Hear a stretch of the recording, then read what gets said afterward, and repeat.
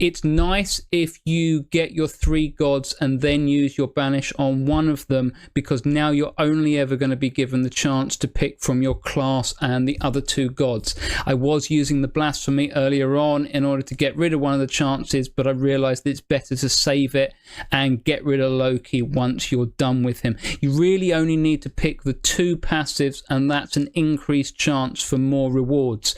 If you want to grab a couple of others, you can play around with that. I suspect some of you are going to perfect this even more than I have, so if you do, let me know in the comments. But anyway, Loki, you just grab the extra things and then you banish him, get rid of him, blasphemy him. So now you're left with Njord. Njord's got a passive that you can unlock in the skill shop that will use 2 ores to do damage and knockback.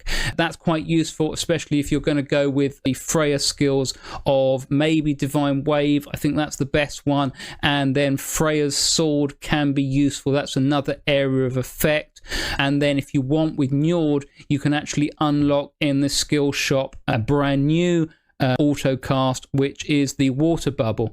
Take that up to level 4. That's going to give you a protective casing, and then because you've gone with the Warden class, then it's quite useful to take the shield wall and then whichever one you prefer. I'm still playing around with it. I like the idea of the oscillating hammers. I don't think it's actually as useful as I want it to be. Seismic Shock can be good, although that's going to be slightly away from you when it does damage. But anyway, your main build is going to be aiming for those 3 gods. It's Freya, it's Loki, and it's Njord, and you're taking the Warden class. Those are your 4 picks.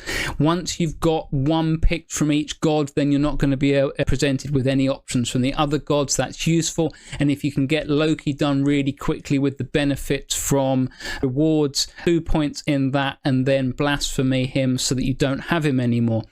Njord is probably the best first choice because you're going to take that gold benefit, and that way you're benefiting from it straight away. Until you have that skill, you actually want to stay away from any gold on the map, because you may as well pick it up later. I'm sure you're going to go past it. You'll probably see it. I know it's not shown on the map, but I'm sure you will find it. So you take that from, you're now getting additional points additional gold.